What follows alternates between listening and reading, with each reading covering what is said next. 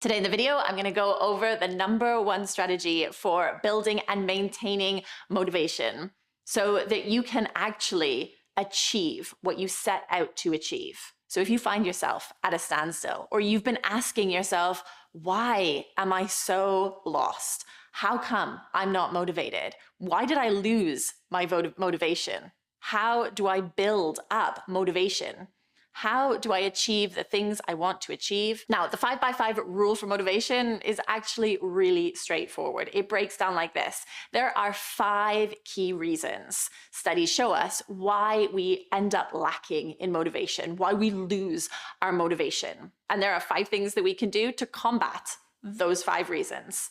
So by using those against each other, we have our 5x5 strategy, and we can identify when we are losing motivation, why it is, and exactly what to do about it.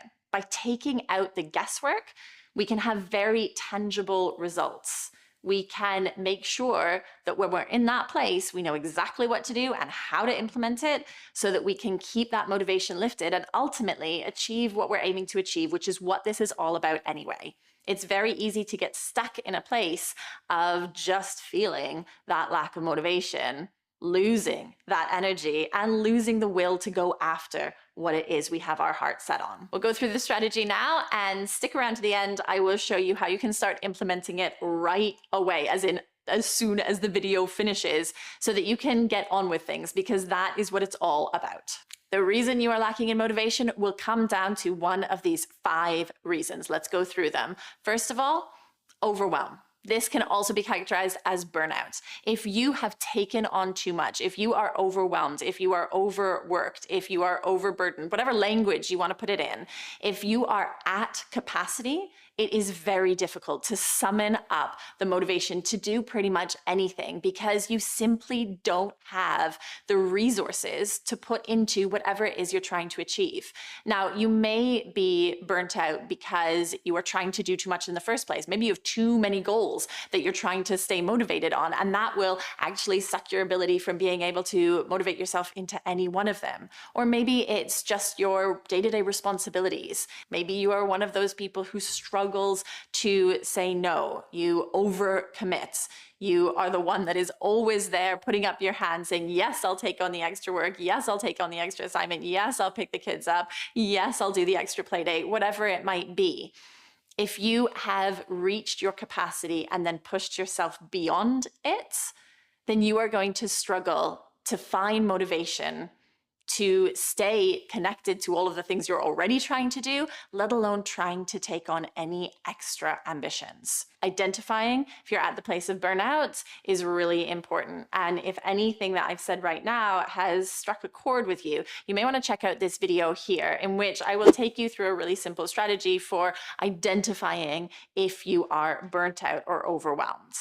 That could be a game changer for you, because not only could you start helping yourself to relieve that overwhelm and burnout, but it could mean that you have cottoned on to the reason why your motivation is lacking. And then, of course, we're able to build that motivation up again. Number 2 in the first set of our 5 in the 5x5 rule for motivation is a lack of focus. Now, you may have been there before, where you sit down to the computer to work on that assignment or to build up your resume, and suddenly you've got 9 different browsers open, and you're scrolling through your social media feeds and also checking the news, and you have completely drifted from the initial reason that you sat down. And you may call this procrastination, you may call this perfectionism, but you need to know that this lack of focus is actually stopping your motivation. Of course, when we look at our next set of 5, we'll talk about what you can do to combat that lack of focus. At this point, you just need to identify if that is a contender for you. Do you find yourself distracted when you go to work on your goals, or when you go to achieve one element of what you're looking to achieve? Number 3 in our first set of the 5x5 rule is setting unrealistic goals. Now, I'm not going to pretend that you haven't heard about the importance of setting clear goals. But when we talk about unrealistic goals, we can kind of break these down into 2 different categories. So the first category are goals that you're just not likely to be able to achieve, either in the time frame or just in terms of the realms of reality. So for example, if your loose goal is to lose weight, but the goal you actually set for yourself is to run a marathon in 2 months' time and you have not run for 5 minutes yet, then that is an unrealistic goal. By having a goal that you're not going to be able to achieve within the realms of reality, motivation is going to be sucked right out of you because it's not very motivating to think, I'm not going to achieve that goal. It's very easy to confuse ambition, good, with unrealistic goals. Not so good. Those unrealistic goals are going to sap your desire to even put in the first few steps. Now, I have met people who throw their ambition way higher than they can possibly achieve because they think that actually that will spur them on, but it has the opposite effect. It will actually end up making you feel less motivated to get there because there's a part of you that knows it's impossible. It's really important right now that we identify the difference between pushing yourself and setting the bar high. Those are all really important things that you want to do when you're looking to set goals. I mentioned though that there are two components to unrealistic goals. So one is just things that you're not going to be able to achieve at all or in the time frame that you've given yourself. But the other thing that constitutes an unrealistic goal is if it is a goal that no longer chimes with who you actually want to be or with your core values. And I see this a lot. People will set goals for themselves, things that they are trying to motivate themselves towards, but actually that end goal or the steps along the way don't correspond with the things that actually matter to them anymore. Sometimes you see this if you are going after a career that you know your family wants you to have, or you're thinking to yourself, yes, this is a career that will get me the kind of financial security I want, but your heart's not really in it. That can often be a sign of an unrealistic goal because you're not driving yourself towards that. There's a part of you that is going to constantly be holding yourself back. And that means summoning the motivation to keep going forward on that isn't going to be easy and may mean that you are at a standstill simply because you don't really want that goal as much as you may think. The fourth reason why you may be struggling with low motivation right now is self-doubt or a fear of failure. If you know what you want to do, know what you want to achieve, maybe if you know what it is that you want, maybe it's starting a new business, but you have this worry that you're not quite up to the task. That can make you put it off or not throw yourself fully into it simply because you're worried that you will fail. That fear of failure can be crippling in so many areas of our life. I've talked about that entrepreneurial fear of failure, but it can also be present in our relationships. If you have a fear of a relationship not working out, you may be unwilling, unmotivated to fully commit to that relationship. So understanding if there is an element of self-doubt or an element of fear of failure is really key to examining whether or not that is the reason for your low motivation. Of course, the way that this 5x5 rule works is that once you've identified the reason for the low motivation, we look across to what is going to help you achieve that higher motivation. The fifth reason here is one that is so often overlooked, and yet if we miss it, we can be searching around all the other reasons and not see what's right in front of us. This is our physical factors. Things like fatigue, dehydration, poor nutrition, low blood sugar levels. These studies show us can sap the motivation right out. So if you find that you just can't get yourself to keep moving forward towards your goals, make sure you're checking out these physical factors. It could be as simple as making sure that you're drinking more water throughout the day. We know that as little as 1% lower hydration than your optimal level can have a massive impact on your mental and emotional health, as well as, of course, your physical health. And here in this 5x5 rule is a really key component of understanding why you're lacking in motivation. Once you've identified which one of those 5 factors is contributing to your low motivation, it's time to move on to the next set of 5.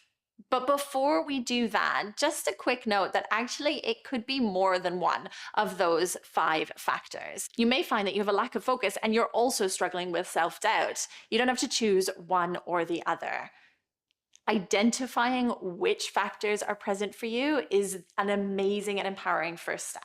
So there you have it. Those are the 5 reasons why you may be lacking in motivation: overwhelm or burnout, a lack of focus, unrealistic goals, self-doubt or a fear of failure, and finally, those physical factors like dehydration, fatigue, or nutrition. Now we're going to look at the 5 solutions to those. We're going to match them up to those 5 problems, and you're going to be able to finally lift yourself out of this place of lack of motivation and feel not only motivated, but absolutely gunning for those goals, being able to actually achieve what you set out to achieve. And it can happen instantly.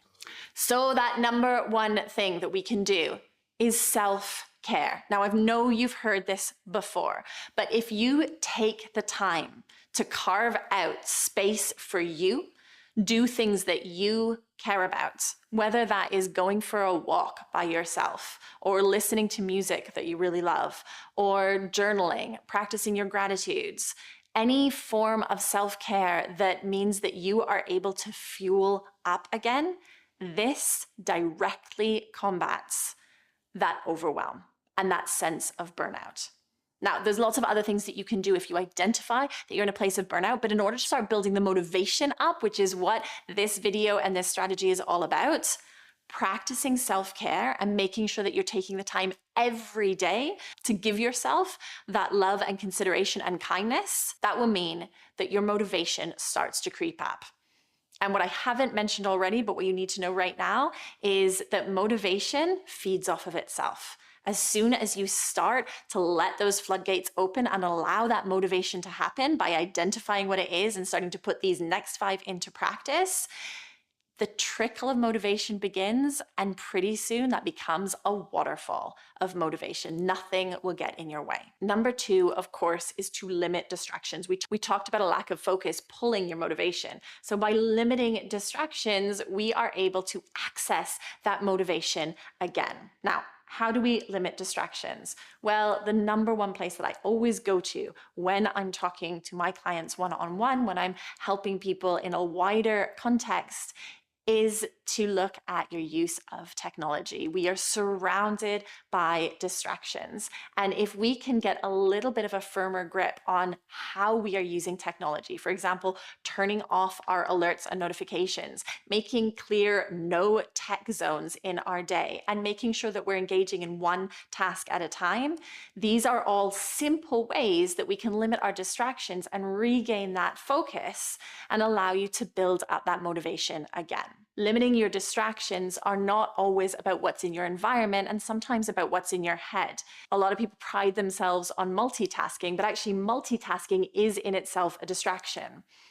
If you find you're trying to juggle many thoughts all at once, get things written down, get them out of your head and onto paper so that you can fully commit to whatever thought it is you need to have in that moment, or whatever conversation you need to have, whatever is requiring your sole focus in that time.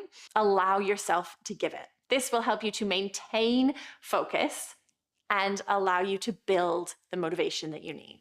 Number 3 here on this side of our 5x5 rules is to look at the goals that you're setting. We talked about setting unrealistic goals. Here we need to make sure that we've broken our goals down into realistic steps that we can achieve within the time frame that we want to achieve them, but also that align with our core values and where we actually want to go in life.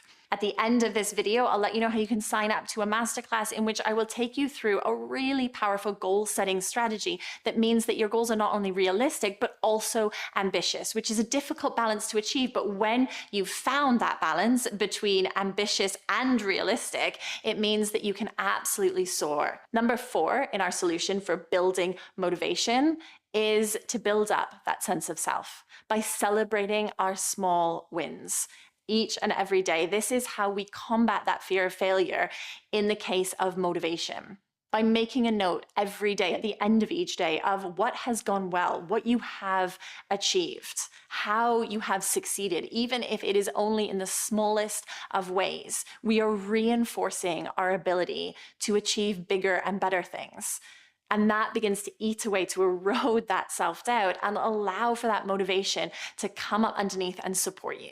You also want to make sure that you are surrounded by people who are building you up as well. Self-doubt and a fear of failure can come from inside, but it can also come from what you're hearing from the people around you. If you're around particularly negative people, or an environment where you feel like you are constantly being pushed down or not allowed to speak, not allowed to put yourself forward, then that is going to have a detrimental effect on your sense of self-confidence and, of course, your motivation.